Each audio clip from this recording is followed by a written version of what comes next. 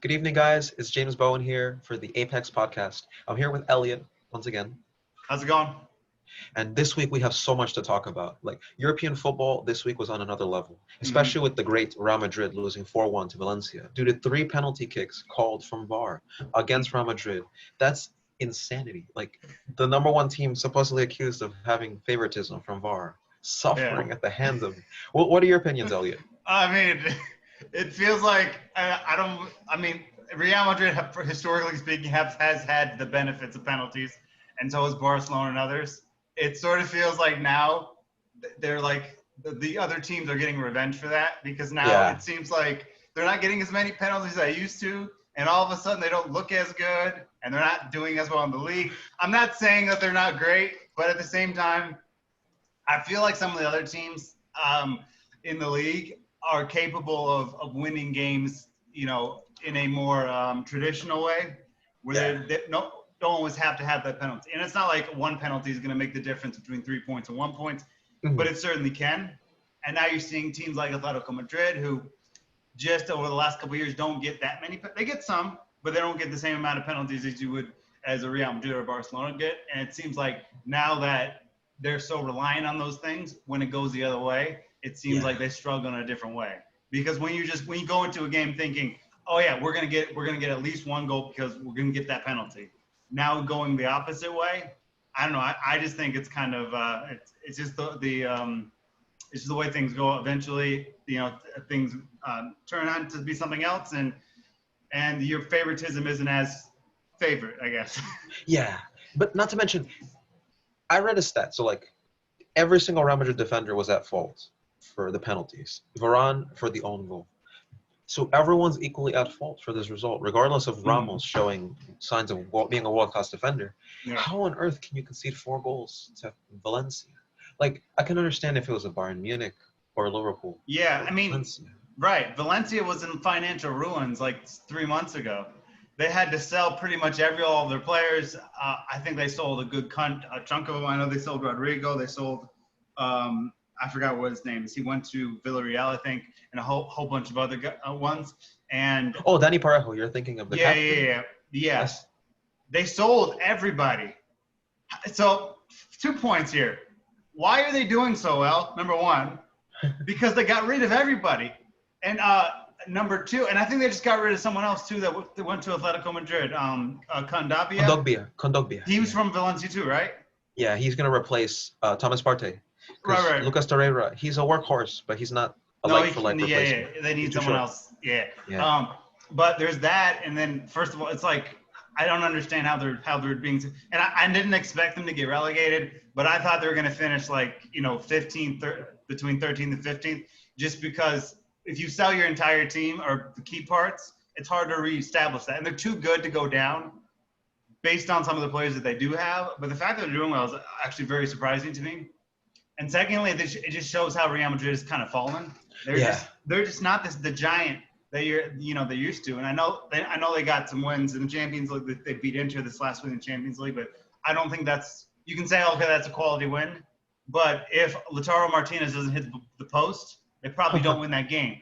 So Not to mention Inter's defense was not something that you'd be proud of scoring against. No, It's a very exactly. shaky defense. Yeah, it's very shaky, and I think teams like Roma have conceded less. Parma has not Parma. I meant to say Verona has conceded less. AC Milan has conceded less. So you look in Italy, they're not even one of the best 5 defenses in the league, because there's 2 ways to look at defenses. There's like the stats argument. So this defense is the best because statistically they have the least amount of conceded goals, which is like AC Milan in my opinion. And then you can look at the other argument. I'm just going to use the Italian example because it's the one I'm thinking of. Then the other argument is based on the defense they have, they're the best. So that's like a Roma argument. Inter can't make the argument based on the team that they have back there. And secondly, they can't make it a statistical argument. And then and here's the thing that I know we're getting a little off track already, but Inter chose Alex Kolarov, who's, what is he, 35 years old and doesn't play center back.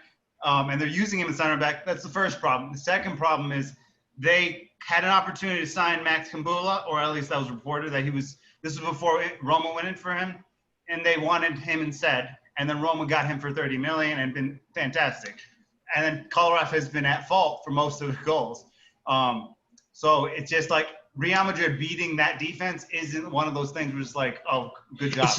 It's like a paper victory. It's like imagine you beat Liverpool.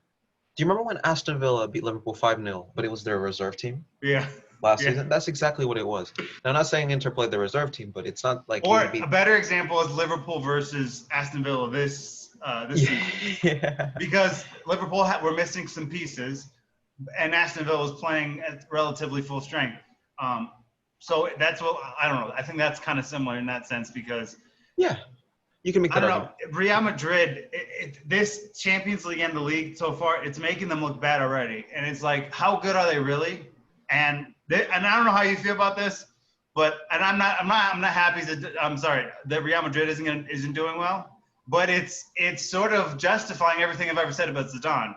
So I think Zidane is an outstanding player, as I've mentioned many times on the show. He's in my top 3 all time.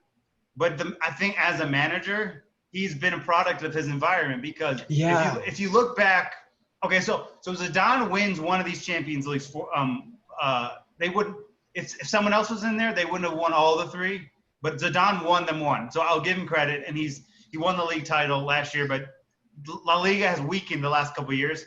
Yeah. But if you look at Zidane's greatest success, it was largely because of Ronaldo. Yeah. Because you take Ronaldo out of the situation, and they don't look the same. So it's just like. And I don't think Zidane's a bad manager, but I think he's a Villarreal, a Fiorentina, a Southampton level manager, not a Real Madrid, PSG, Barcelona type of manager. So yeah, exactly, one of those. So I thought most of his success is based on the product of his environment. And a lot of people talk about him being this great manager and that he should be, he's one of the best managers of the last 10 years. And I disagree with that because if you look at how his teams play with Ronaldo and without Ronaldo. And even if he had this Ronaldo with him, he probably wouldn't be as successful because he's not the same guy. But generally speaking, if you just look at his success, he won the league title last year when La Liga was probably at its weakest point in a decade. Yeah, I was gonna say. And then the other time he won it, it was Cristiano Ronaldo in a 50-plus goal season. So it was just there's just something fishy going on with this Real Madrid team. And then you look at Atletico, and they had a rough start, but they're rolling right now, and I don't know. It's just interesting because I don't think their team is that good, and I could go down the list. I think a lot of the players that they value as the future, I don't think they're very good either. So if you look at Vinicius, is not good. I don't understand why. What hurts is his dribbling is immaculate, but his finishing is disgustingly bad. Like, you ever heard the word disgusting can be used in a good connotation? Like, that exactly. Finish was disgusting. Yeah.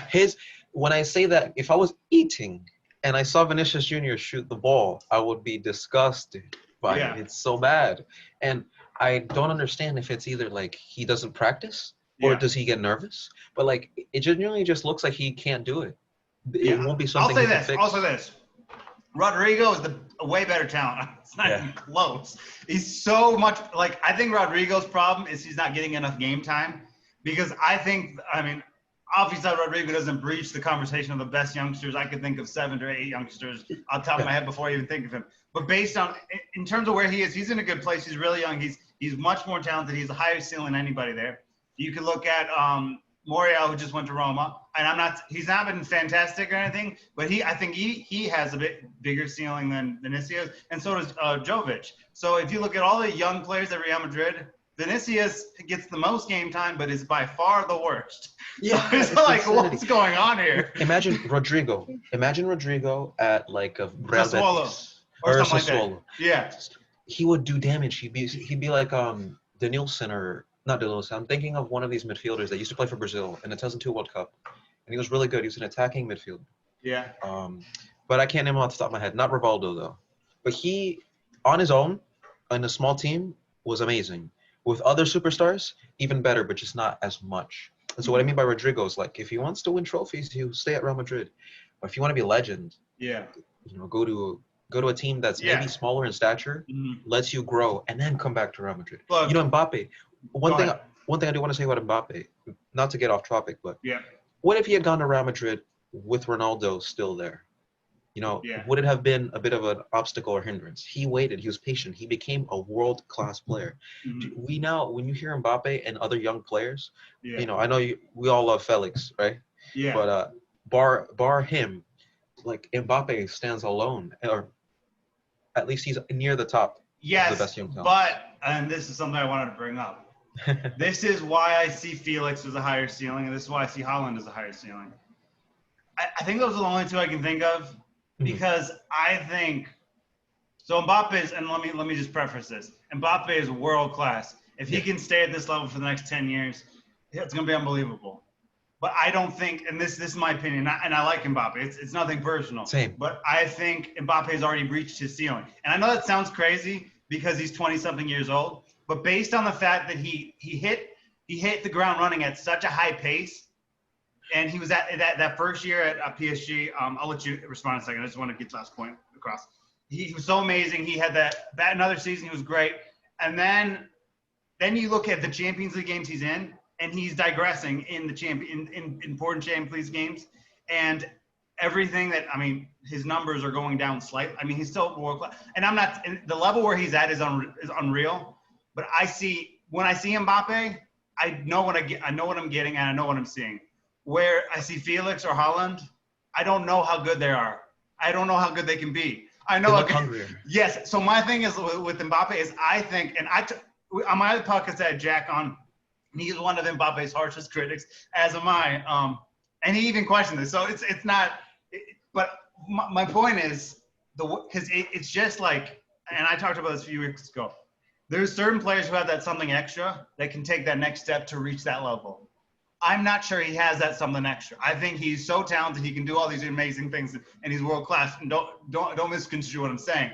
But based on the way his career started, he hit the ceiling, I think, too quickly. So if he had played in a different situation, and obviously he's great, but he may not have hit it as rapidly as he is. Because I think, and I could be dead wrong, and if he is, I'll apologize. But based on what I've seen Mbappe this year, last year, and the year before. He's not getting worse. But he's not getting better either. So It's sort of like he's hit the ceiling, but the ceiling he's hitting is ridiculous. But the problem is when you look at these other players and you look at Felix, I don't know. Felix is world class or close to world class at this point. I don't know how good he's can be. Holland, oh my God, like I have no idea, and I'm scared to see what his ceiling actually looks like. And then you have guys like, and he's gotten injured a bunch, but Zaniolo, who has that nastiness of a midfielder, and I know it's a different position, with a little bit of a Totti feature to it. Not to say he's the same level, but very similar in style. And if he's healthy for 3 years in a row, I don't know how good he's going to be either. So my point with Mbappe is he's so great, but he might have hit his ceiling a little too quick because of how. You get what I'm saying, though, right? I do. My only question is it like age or is it like, would you say it's like expertise? Because the Wayne Rooney syndrome, as I call it, is when you're a wonder kid, but then you burn out by your 30s because your prime was during your younger 20s. So I don't think he'll burn out. I think he'll be exactly where he is now in 2030. I don't think he'll get better between now and 2030, but I think he'll maintain the level where he is right now. But my point is, when you watch Mbappe, your mind doesn't open of what he could be because you kind of know what he already is. When you look at Holland and Felix and Zaniolo and the kid at RB Salzburg, he's Hungarian and I should know how to pronounce his name, but I just can't. You know what I'm talking about. But so those guys, you look at them and your brain like opens up. It's like, what could these guys be? Because I don't have a clue. Holland's this good, this quick. And I have no idea what his ceiling looks like. I don't know what Felix looks like. I don't know what Zaniolo's looks like. Where Mbappe, you kind of know what he looks like, but at the same time, he's fantastic. So it's not a negative thing. It's just I think he hit it at an accelerated pace, which I don't think I've ever seen. Because it's not like Messi went from this to this or Ronaldo went from this to this. They were getting better. Where I haven't seen a player who burst on the scene at such a young age and hit his ceiling in a matter of years. But again, he'll be at this level for a really long time. But I don't see him, getting better than he already is. and it's an incredibly high standard. So that's why if I'm going to take one young player out there, and as much as I love Felix, I would take Felix probably, but I'm at this point, and it'd be between Felix and Haaland. Yeah. Felix is great, but Haaland, what he's doing at this age doesn't make any sense. It's impossible to imagine. His game to goal ratio in his career is just amazing. It's Puskas-esque. We're talking like video game numbers. 12 goals? No, 14 goals, 12 games. Yeah, so let me put it this. I would build my team around Felix, but if I could sign one guy that's 22 years old or younger, I'm signing Haaland for that exact reason, because like I don't think we'll know how good he is for another 5 years. And that's the difference between Mbappe and Haaland and Felix and stuff like that. And Felix isn't the level of either of these two right now, but I think very quickly going to start to see that he's capable of the 126 million that they paid for him. Yeah, and the thing with him is that last year it looked like a flop. And I was starting to fall into that preconceived notion of everyone else until I saw the Leipzig game. They lost, but that wasn't because of Felix. He generated the penalty. He was dangerous. Yeah. And in that game, it made me doubt the doubters, if that makes sense. Yeah. Like Felix must have put something in everyone's heads after that game. And then this season, with a weak Real Madrid and a shambolic Barcelona, if he can win a league, that'll put him on his resume that he can be world class. Now, maybe he won't make the FIFA Pro 11 because that's going to take a lot of individual success. He would need like a 30-goal, 14-assist season to do that. Easily. But is he capable of it? He's at a club where he can do it. Now, my question to you is, you know how Jan Oblak never makes Team of the Year? Apparently, because he's just at Athletico Madrid, not a big club. Do you think that Felix can win a Ballon d'Or at Athletico Madrid? Or would he have to take a step up? It's going to be tough with Athletico Madrid because, look, Oblak is one of the best goalkeepers of all time. I know he's still playing, so it's not cool to say that. He has the ability to jump into a top 10 all time. He's been, like, my opinion. So the Alisson second season at Roma was the best. He was the best player in the world that season, but just that season.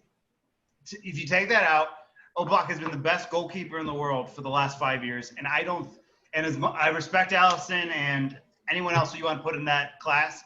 I don't think it's close. I think, you know how when Messi was like at this incredible level where he was just gliding above everyone else, and it was like Messi was here and everyone else was just beneath him. That's kind of what I see with Oblak. Is he's just been so good for so long, and it's not like just a little good. He's just like he's redefining the position because I just feel like, you know, obviously he's a shot stopper. He's A+. But he also is good with his feet in terms of distributing. And I'm not talking about the handling fancy, is insane. Yes, I'm not saying the fancy stuff that Neuer does or Alisson does. I'm talking about the distribution. Long balls. From where he is to his teammates. Not just from his arms, but also his legs. Because you know when you kick the ball out, you're basically just, you know, you're just kicking it, right? When he does it, he's looking at someone. And he's looking at someone that's like 50 meters in front of him. Could you say he's like a creative goalkeeper? Yes. So I would say this. I don't know the way I put it. I told my dad this one time. I said, so Alisson, okay, I don't know how to say this. Alisson is a generational talent goalkeeper. And I don't think, so in the last 5 to 10 years, I think he's the only one. So I'm not saying he's better than everybody else, but in terms of a generational talent, he's the only goalkeeper I've seen lately. And I'm not saying Neuer isn't good or anything like that. I'm saying, but just one of those like freaks of nature where Neuer has size and stuff and very highly skilled and an all-around keeper. But I've never viewed anybody at this position, Alisson, as like a generational talent. So there's that. But then guys like, so at this point, I think Oblak is the most all-around goalkeeper there is. And I would put Neuer, not anymore, but the last couple of years, Neuer was still in that level as well. But it's just a different way to look at it. But I mean, back to your original thing. So if he can't get a thing in the votes for the Pro 11 or whatever at Athletico Madrid, I would find it very difficult to see it if Felix does it. Felix, I think it's possible. He would have to have a 50-plus goal season. I think that's the only way to overshadow that because he's at Atletico Madrid. Now, if Atletico Madrid starts winning regularly, then that changes it. But based on the way it's established at this point in time, you can't win individual honors at Atletico Madrid just because they don't have the branding of Real Madrid or Barcelona. Just like we talked about last week, people like Henry and Totti would probably, if Totti played for Real Madrid, he would have won the Ballon d'Or. And if Henry had played for Barcelona, he did, but earlier he would have won the Ballon d'Or as well. So it's based on, as stupid as it is, it's based on somewhat who you play for. And people always bring up Schneider from Inter Milan, and I would have taken Messi that year too. But that's part of the reason he didn't get the votes you thought he would, because all due respect to Inter Milan has had a numerous of success historically, but there are teams in Italy that have won less than them over the last 10, 20 years that are bigger than them. So it's a big club, but it's not massive. You know what I mean? It doesn't have when you think of Inter Milan, you don't think of Champions League every year. That's not what goes through your head, because you more think of the individual players that played for them more than the team success. And if you're an AC Milan fan, you think of them as the little brother of Milan. So so it's same thing. So it'll be very difficult for him. I hope he does it, just because of all the hate he got after that one season. I just hope same reason I hope Neymar wins the Ballon d'Or, just because I know how many people he would irritate if he did that. So it's difficult to understand or try to figure out what he needs to do, but at Atletico Madrid, at where it stands, it would be probably really difficult for him to be able to do that. So I like the fact that you mentioned Inter Milan, because I was going to mention them earlier. What a squad that was in 2010 that won the treble. Yeah. You basically had two right backs in Zanetti and Maicon. And so what Mourinho decided to do was put one in midfield in Zanetti, who would serve as like a double pivot. Yeah. And, man, nowadays you've got De Vrij, who's not a bad defender, but no, he's very good. With Kolarov, it just doesn't seem to work.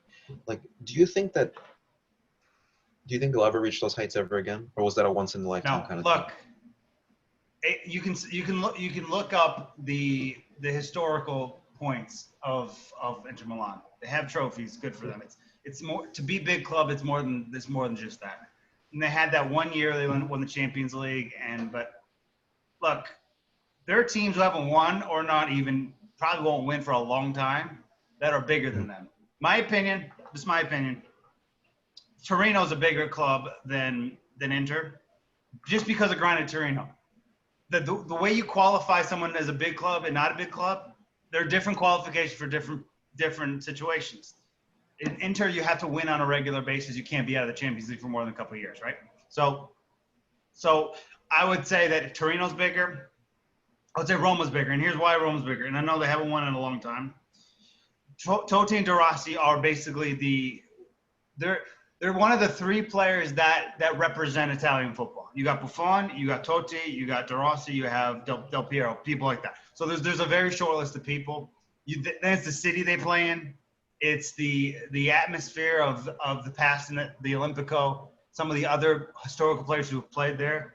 So I'm not saying that Roma's better. I mean, this year they are, but I'm not saying Roma's a better team historically than Inter, but based on those things I just laid out, it makes them a bigger club based on that, because they still won enough to justify a big club tag.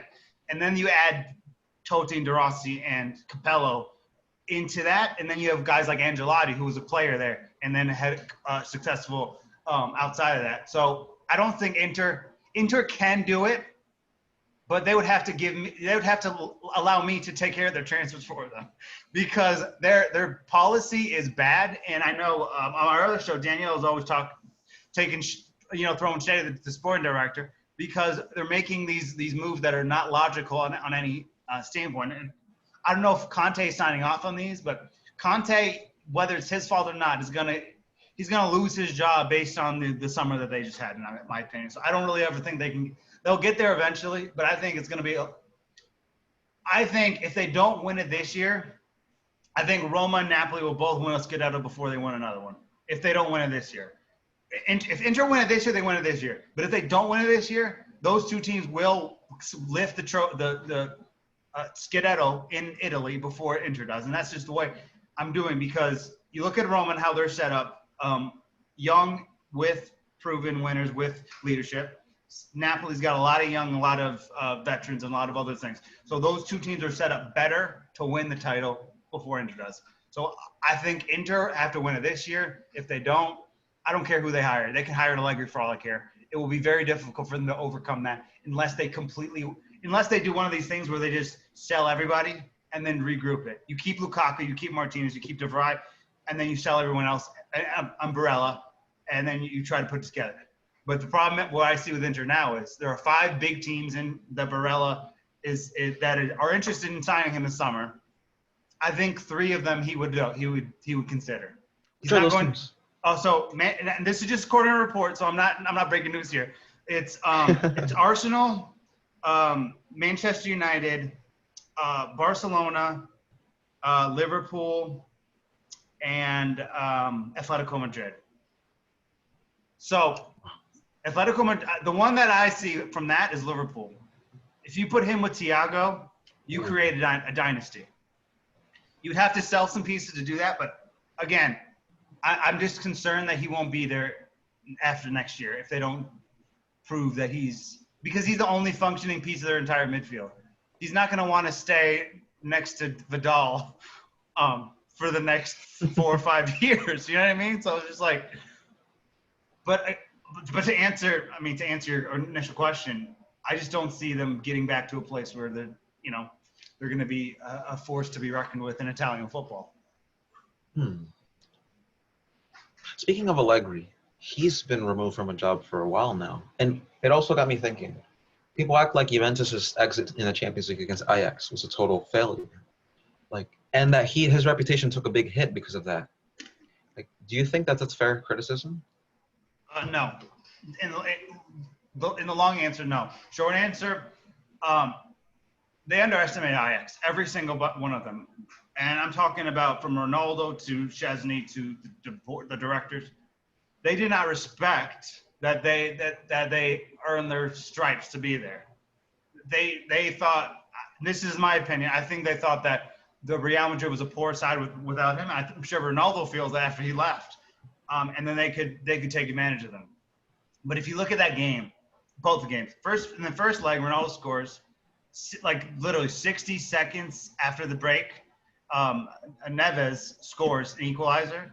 In the second leg, I want to be respectful to Juventus and Ronaldo and all those guys, because they were not a good enough team to win it, but that's a very strong team.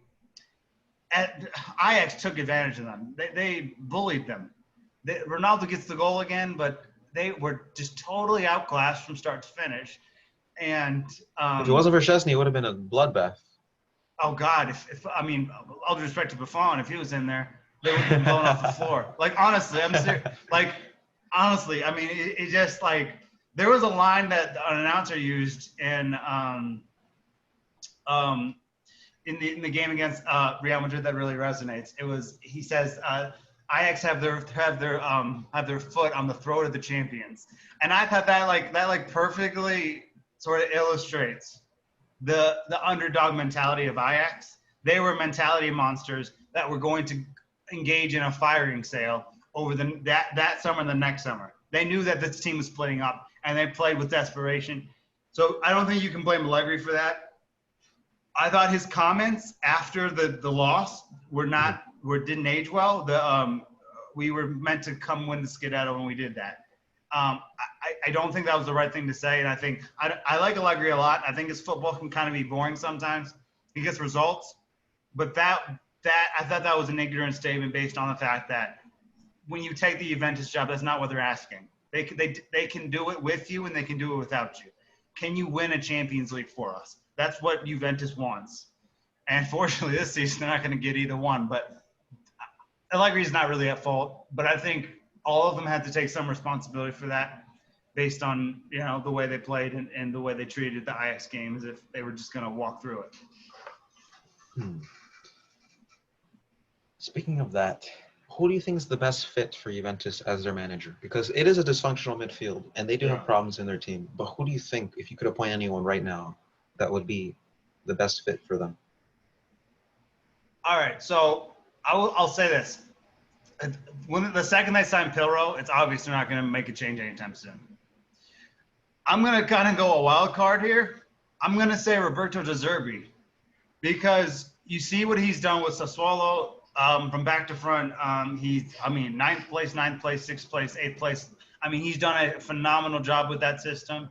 And the midfield is not good, but with the players that they have, even with like Ramsey, who I think is when he's functioning, he's good. Dybala, I think, would work well with him and the attacking football that they have.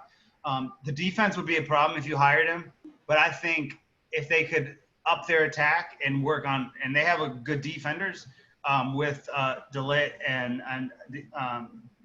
Demario, so you wouldn't have the problem that Alonso had in Sassuolo had with the defense, and I think he would not revolutionize. He would influence the midfield in a much more progressive way, and I think based on what he has done so far, and it would be a risky hire, but I think it's a less risky hire than Pilrow was, and I don't think Pilrow is going to get fired anytime soon. He's going to get several years to turn this thing around, but De Zerbi seems like, based on his tactics and the way he approaches the games, that's their best bet as far as manager. And it's not a sexy name.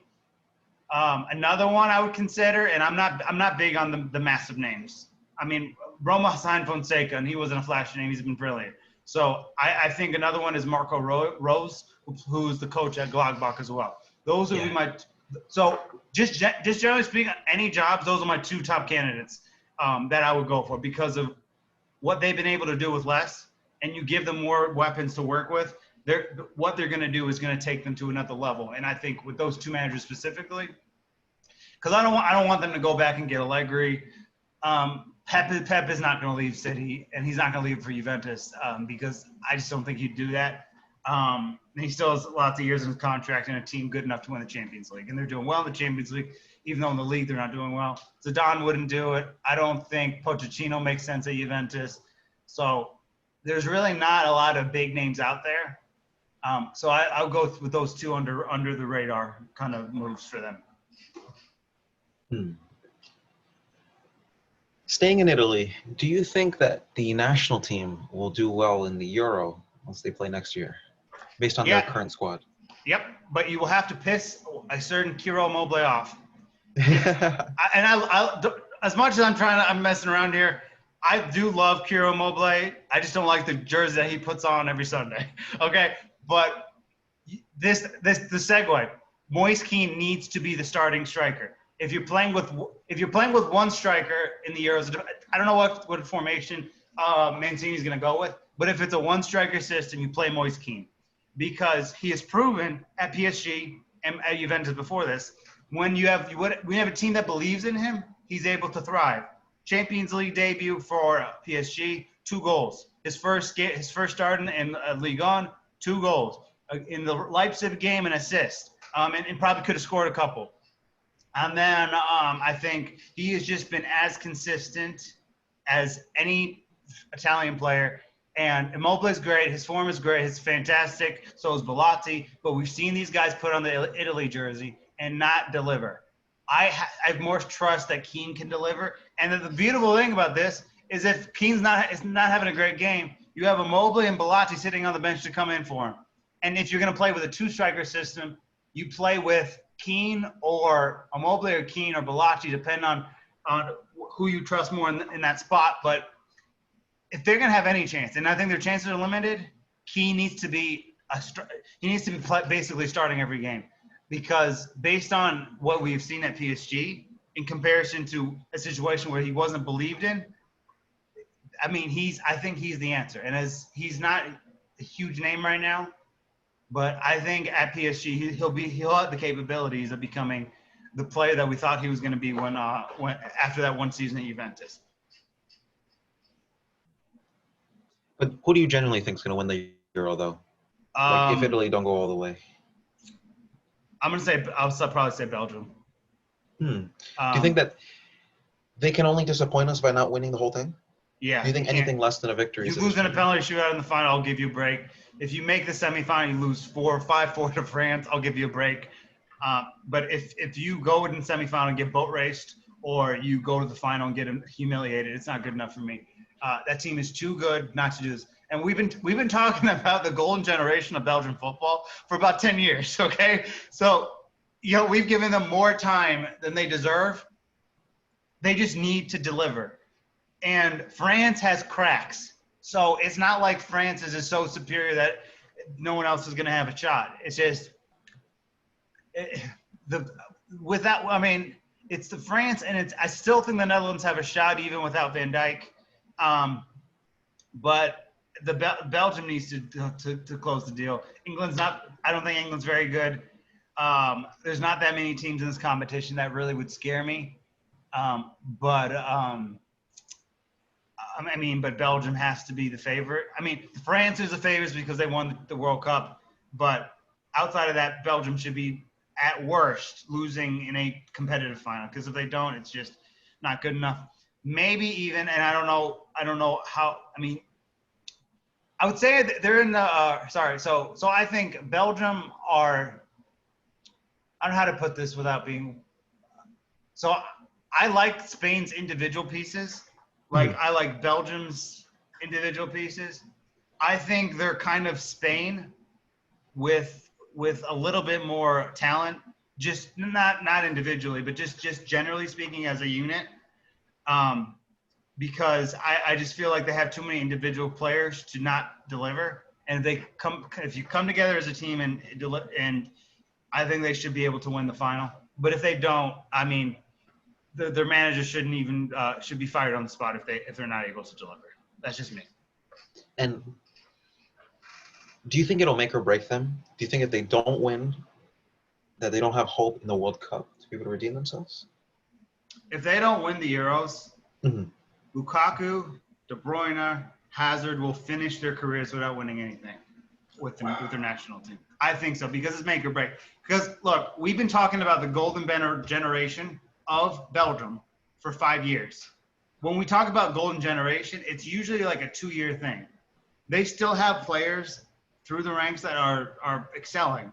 And this is a rare thing. So it's make or break. This will destroy them if they don't make the final. If they make the final and lose close, then they'll still have a shot, like France did in the Euros against Portugal. But if they don't make the final, I think it's done, because it will break their spirit. And unless they get a world-class manager in, it's just going to be hard for them to overshadow another competition that came short of expectations.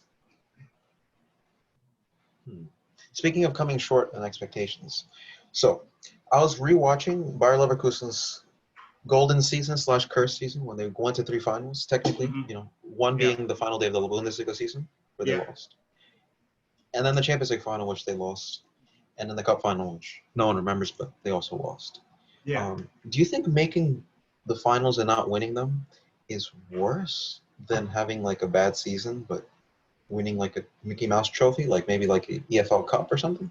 Would you rather win a small trophy or reach 3 finals and lose them all? Probably. Because at the end of the day, imagine you could say to me, I've been to a Champions League final, I've been to a World Cup final, I've been to blah, blah, blah final. I didn't win any, though. Versus my biggest achievement is the EFL Cup. Which would you rather say? It sounds bad because it's England, and I don't mean that in a bad way. Look, the Coppa Italia and the Coppa del Rey hold more value than the EFL Cup. I don't care what anybody says. So an FA Cup, a Coppa del Rey, Coppa Italia, all these stuff. But I have to go to 3 finals and lose all of them. No, I'm taking the trophy, man. Because the FA Cup is still massive, Coppa Italia is still massive, and so is the Coppa del Rey, in my opinion. Valencia ended up winning it last year, the Coppa del Rey last year, if I'm not mistaken, or maybe the year before that. Anyway, when they beat Barcelona that 1 year, I'm sure that they keep that near and dear to their hearts, and they think back on that moment in that final. So I would take one of those, but I would rather. No, I don't ever want to go to 3 finals and lose. That just sounds horrible. So, do you think the Lionel Messi situation is just horrible in and of itself, or do you think is losing in the final the same as losing in any other situation? or is it a tease and it hurts more? Wait, what do you mean? Like, is Lionel Messi's Argentina career a total failure on the sense that he's never won anything? Or is it because he gets to the final and then doesn't deliver on the biggest stage? No, it's not a total failure. Argentinian fans have a ridiculous expectation that Messi's teams can even compete with what they had with Diego Maradona. Diego Maradona's teams were ridiculous. They have Javier Zanetti at center back. They had Gabriel Bastuta, who was in Italian football a folk hero, and they had so many good pieces. And I'm not saying Sergio Aguero, Angel Di Maria, Gonzalo Higuain are not good pieces. They don't even compare. So they're always going to fall short in that way because no one will ever be able to live up to the expectation. Unless Messi wins the Copa America or the World Cup, he'll never – a lot of Argentinian people never think of him as the best ever. But individually, if you look at these tournaments, the first tournament he was in, I'm not counting the under-18 World Cup or whatever, but the first tournament, the World Cup in '06, he was a finalist for one of the best young players with Ronaldo, with Podolski at the time. So there's a lot of big – so he was in there. He had a great what do you want to say, rookie tournament. Mm-hmm. The second year, he improved and you know, wasn't his best tournament. I thought 2010 wasn't sorry, that's the year he won the he went to the final, or was that's 2014? No, 2010 was when he went to the semifinal. Oh, Spain is, Milan. Spain is 2010. Yeah. So 2010 was not a good Messi tournament. I thought he was not very good. Wasn't very creative. Didn't do nearly enough. 14 when he lost, he was probably, and I thought James Rodriguez was the best player in that tournament. Just personally, me personally, he was second. I mean, I don't think there's a real debate about anybody other than Messi as the second best, and they weren't miles apart from each other. But Messi was the second best player in that tournament, and if again, and I hate doing this because I think Higuain gets a horrible rap for how great he has been in his career. People don't realize how good he was. But if Higuain doesn't fluff that chance against Germany, it doesn't even matter because they would have won it. But you know, it was unfortunate they lost the finals. But if you look at the totality of his international career, he's done his part. He's got, and I'm not talking about the friendlies and the qualifying games. I'm talking the tournaments. So in the Copa America, I'm not going to go there with you because I think he has let himself down in that competition. Yeah. In the World Cup, he's been to 4 World Cups?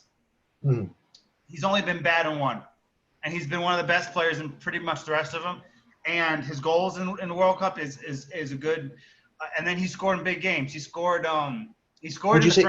Go ahead. Would you say he was bad in the most recent one or in the 2010? 2010 was – I love Messi. He was awful.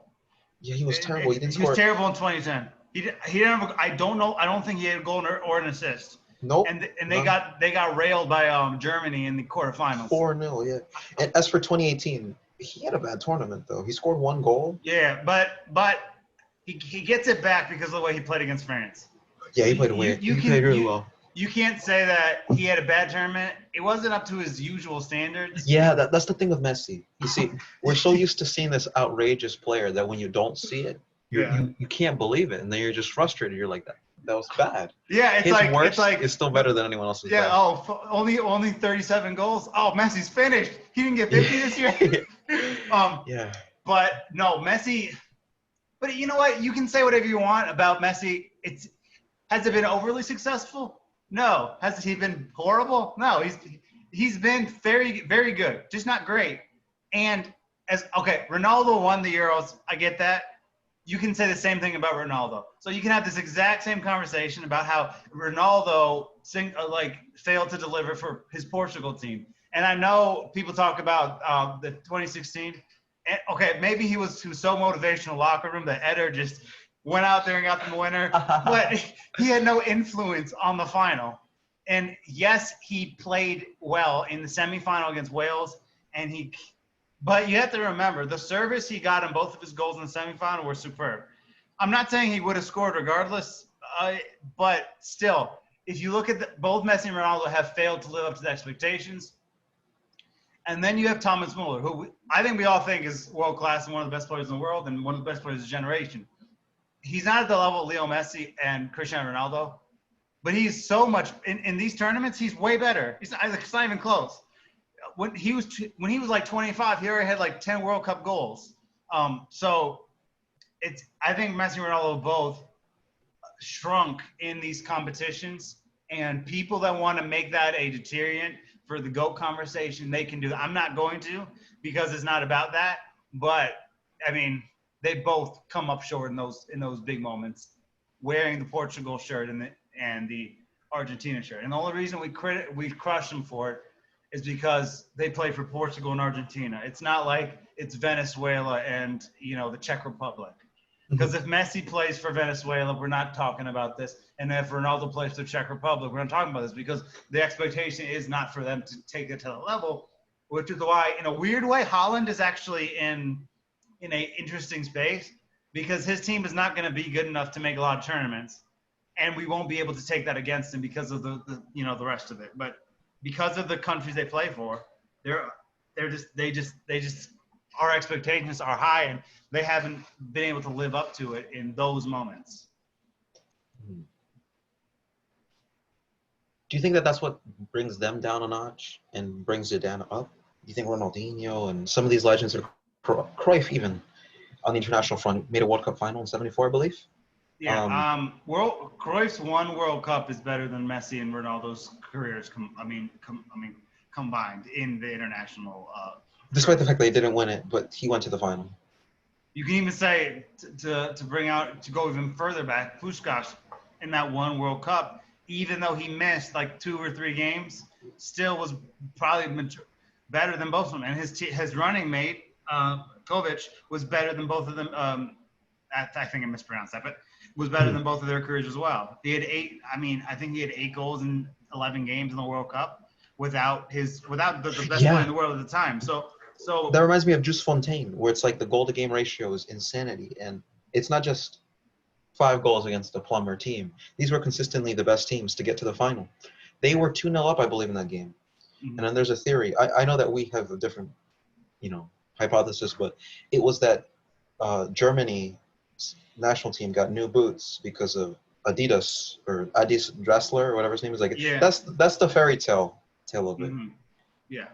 Ours was that apparently Puskás was injured in the final, correct? Yeah, but he was injured in the final, but it wasn't like, oops, sorry about that, bud. It was, I'm going to crush your leg. That's what it was. And like we talked about a while ago, Liebrecht is a swear word in Hungary.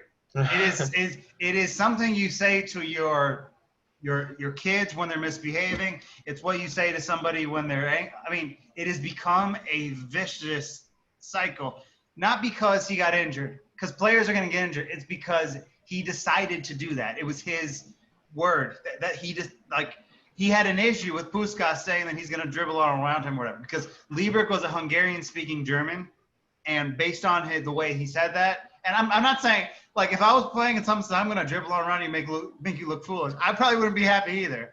But he used that as a weapon of a sort and got him injured. He doesn't get injured, Germany don't win the World Cup. End of story. Pretty much. Fully fit Puskás, and again, they still probably shouldn't have won it based on the offside at the end of the World Cup.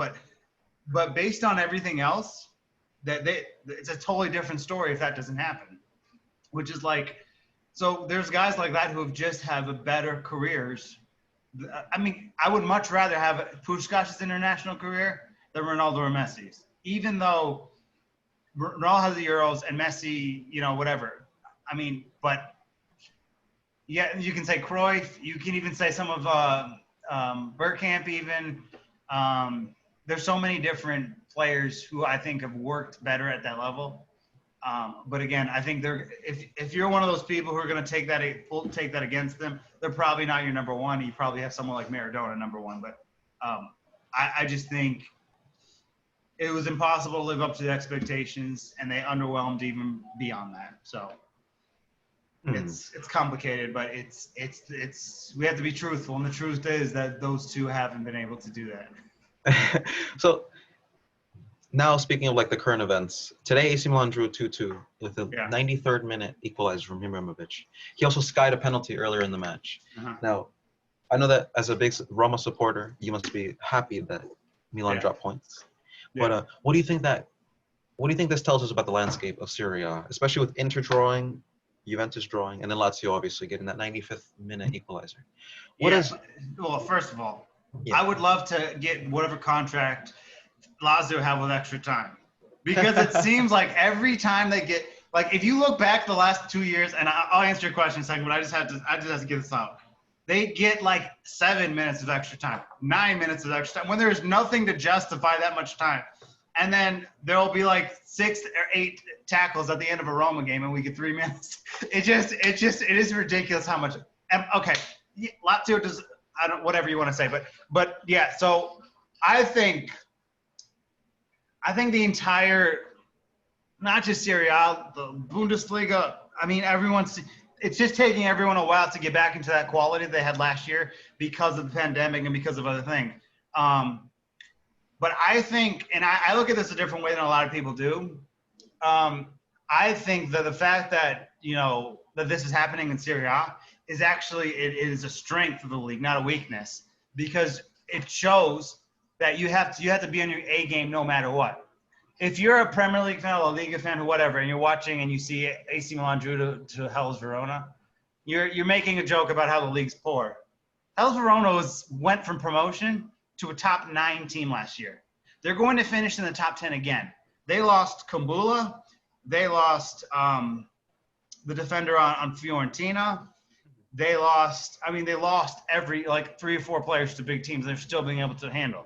They have 1 more point than they should have because of the controversial forfeit thing, but they're a good team, and they have proven that they're a very valuable team. So, and remember, they took points off Juventus too.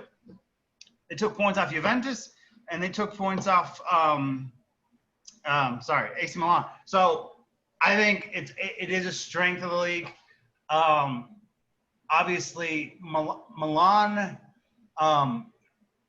they're so reliant on Zlatan, and the rest of the pieces don't sum up to it, which is why this is why Roma, at this point, Roma and Napoli are better, and even, the rest is kind of scattered at this point. But Roma and Napoli are the 2 teams that look like the most. And this is weird because it's way early in the season, so I don't know what's going to happen. But they're more equipped to go for it with what they're doing than AC Milan, because AC Milan has Zlatan, they have Franceschi, they have Benacer and others.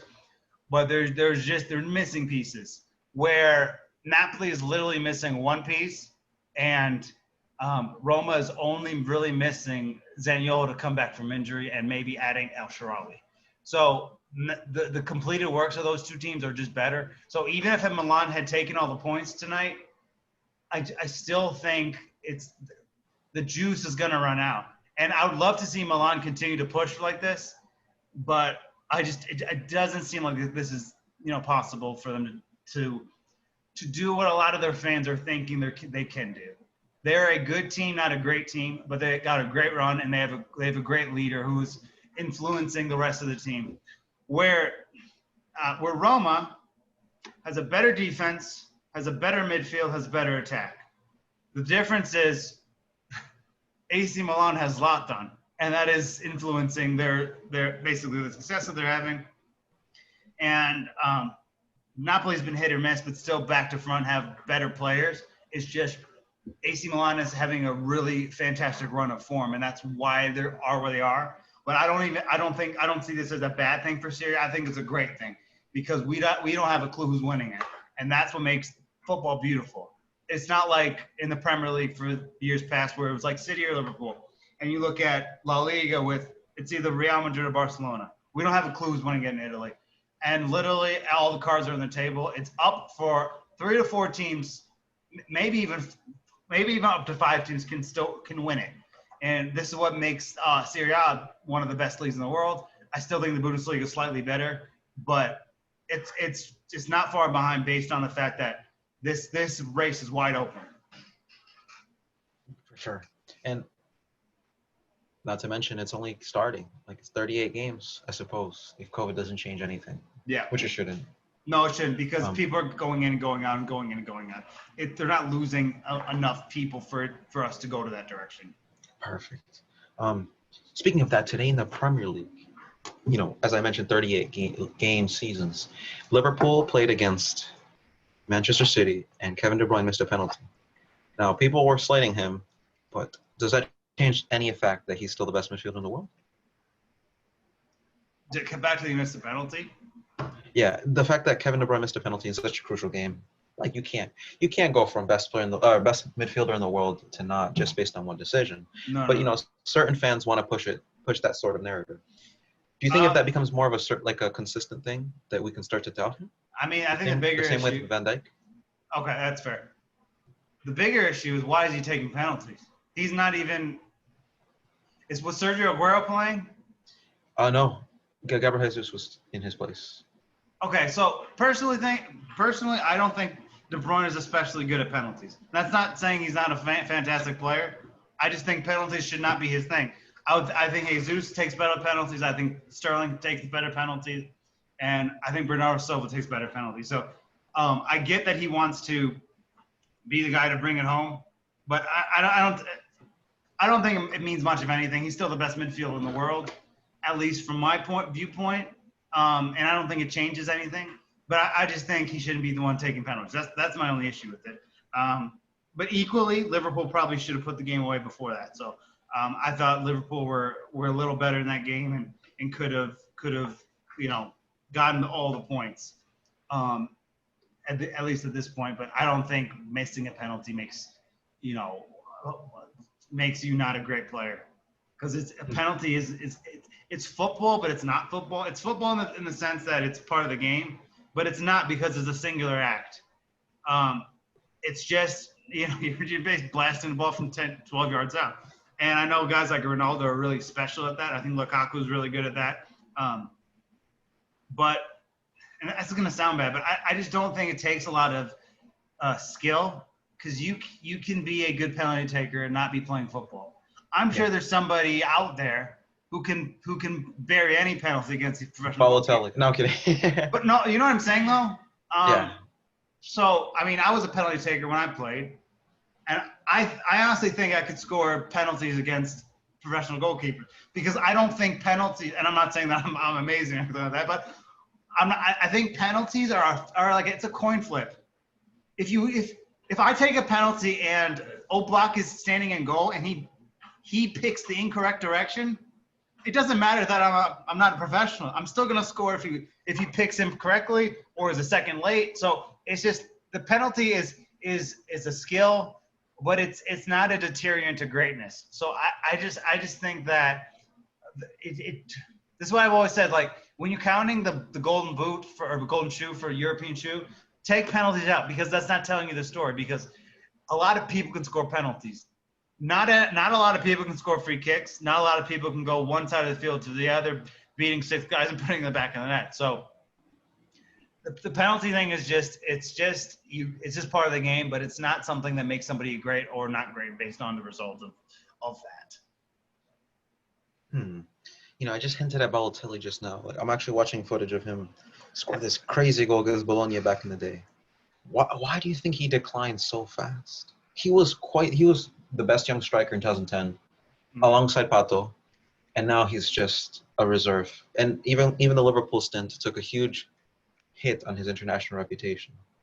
Like, what do you think is the main factor on his decline? It's funny that you say that, because Pato's nowhere as well. As well. Nowhere. Look, I think Balotelli, what he's sort of had to deal with in his career, is unfortunate. I'm not going to get into all that because I don't need to do that. So I feel bad for him in a certain sense, but he did it to himself. He's always had a selfish nature about him. And if you look back into sort of the Euro 2012, against Germany, where there's a clear path of what he should do, and he makes the selfish move. And then once that play is over, he gets taken out of the game. He doesn't have the discipline. He doesn't have maturity. And he thinks, I just feel like it's the. But he's a great. But he had talent, and He that's what had hurts. talent, but if he had Iniesta's personality in that skill set, he would have been a world-class player. His personality killed him. And I've said this for a long time, and I don't mean to be mean on Balotelli. If I was the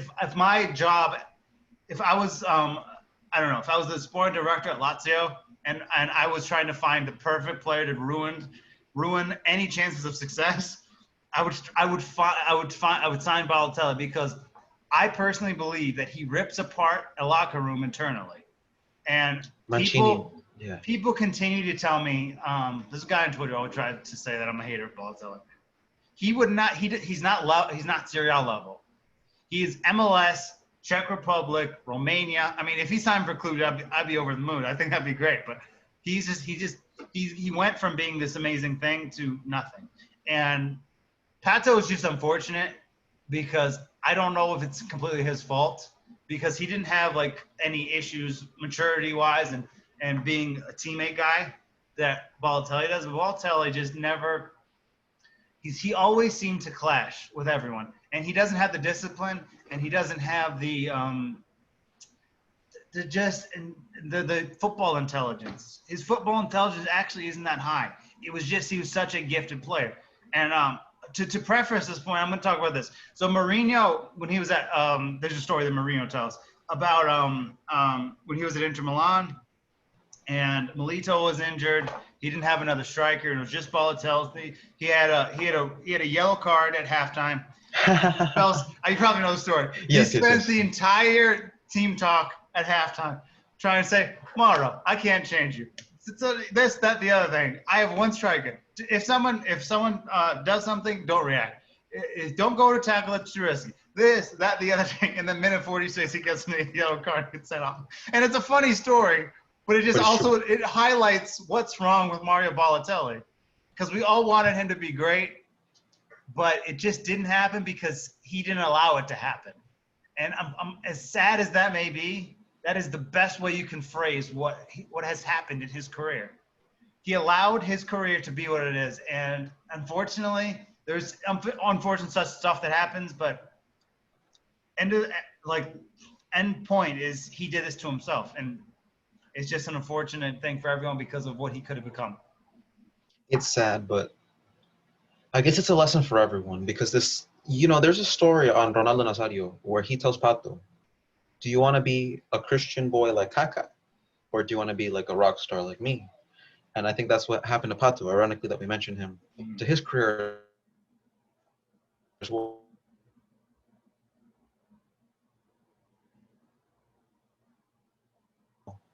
Because he basically hampered with his career success for the sake of personal, extracurricular fun and pleasure, I guess. Do you think that's like a trend in football, where it's like they that Shaquille O'Neal mentality, where it's like they don't work as hard because they're talented? Oh, did it cut out? No, you're just fuzzing a little. You're good. Oh, my bad. Because it froze. But I was just saying, do you think that players nowadays are not treating the sport as seriously as they should because of their natural talent? Yes, and you brought up the perfect guy, right? R9 Ronaldo. Yeah. You know what R9 Ronaldo could have been if he was had a better mentality and the best ever. I'm talking, he could have been better than Messi. He could have been better. He could have, like, in the history of football, if he had cared more and tried more in practice, and there's a former teammate tells him the story that he gave a 7 out of 10 performance in practice because he was just that gifted. He would have been the greatest player in the history of football, and even Messi would have been unable to rival it. That's how good he could have been. But he wanted to live like a superstar. He wanted to be like like David Beckham. And David Beckham's fame is not his fault. I mean, it is because he married a Spice Girl, but you know what I mean? I mean, but he wanted to live that lifestyle. And he didn't work hard enough. He skimmed through training, which is why, hey, don't get me wrong, I think he's in everyone's top 10. But Ronaldo, R9 Ronaldo just didn't have the emotional and mental awareness to be able to go to that level where he lives now. And it's just it's so sad because of how good he was. I've never seen and obviously I've seen Messi and also I've never seen a more gifted player at that position ever. I watched the World Cup final in '98, but the first World Cup that was introduced to me was 2002, and Ronaldo was the guy in that tournament, and he showed all these incredible things, and he's just one of the best players of all time. He's great, all-time great, but he could have been the greatest, and the reason he wasn't is whatever you want to call it, Mario Balotelli syndrome. He wanted to be let me put it this way. He loved what football provided him more than he loved the game itself. And that is heartbreaking coming out of my mouth because of how good he was. But that's where I think the disconnect comes from. It's unfortunate. But with the bright futures of players and weekly football back on our television sets, we can only hope that this doesn't happen again. Am I right, Elliot? Yeah, I mean, you see it. I mean, you can see it. That's happening with some players that seem to be lost in the weeds. But I think for the most part, there's examples. You want to be great. Look at Messi. Look at Ronaldo. Look at others. If you want to be a rock star, look at Ronaldo and see what happened to him. Look at Balotelli. Look what he could have been and what he became. So I think there's enough evidence out there for players not to make the same mistake. That's right. But let's just hope that AC Milan next week can perform. And hopefully Roma can give them a bit of competition. We're coming for you. We're coming for I'm 2 weeks away from saying this. I'm not gonna. I'll say what I'm gonna. If we beat Napoli, the Roma thing is real. Like if you look at, and I'm not talking about points, but based on the way Roma's playing. And they're not talent-wise, they're not up with anybody. I mean, top 5 in the world or anything like that. Based on form, they're playing like one of the best teams. And the reason they're doing that is because they have a manager who is great. They have a midfield that's formidable with passing build. That's functional? Yes, Pellegrini, Veretout. You have Diawara, who's not back yet. And then you have so many other components to that with Cristante and VR and all these other things. You have player for player, the best defense in Serie A, even if the numbers don't say so, with Kambula, Smalling, Mancini, and Ibanez. I don't think there's a better 4. And the crazy thing is we only play 3, so it's always rotation there. Then on the counterattack, they're just ridiculous. If they beat Napoli, as crazy as it sounds, we might have to start about Roma in a title chase. Because based on where we are now, you can't find – I don't know if you can even find one team that has played better than Roma. It's not that Roma have the most points, but they're not being outplayed by anybody. They had one bad game against Verona, and they had one bad game in the Europa League. But they've been on fire. They're unbeaten in their last 14 games, and they're picking up maximum points in most games. In the big games, the only teams they drop points to are AC Milan – in the crazy game from last week and a half ago, and then and it was against the Juventus, and they could have won both those games. So it's a real thing. Milan, we'll see what happens with the rest of it, and I'm still gonna wait to pass judgment. But I haven't been this excited about a Roma team in a long time. So I think it's good for the league because everybody's open. Roma's it's crazy because Roma and AC Milan are right now better than Juventus, Lazio, and Inter, and Atalanta. And we have teams like Sassuolo, who I think will wake up eventually, but are just flying at a moment. So it's going to be such a great season, and I'm all here for it. I can't wait. And all of Europe's top 5 leagues are starting to take shape now. Like before, how Southampton are top of the Premier League, which is it still blows my mind how things like that can happen. But that's the beauty of football. Yeah. We'll just have to wait and see. But I guess that's all for this week for the Football Apex podcast. Elliot, it's been fun. And next week, just can't wait. It's nonstop action for sure. See you guys later.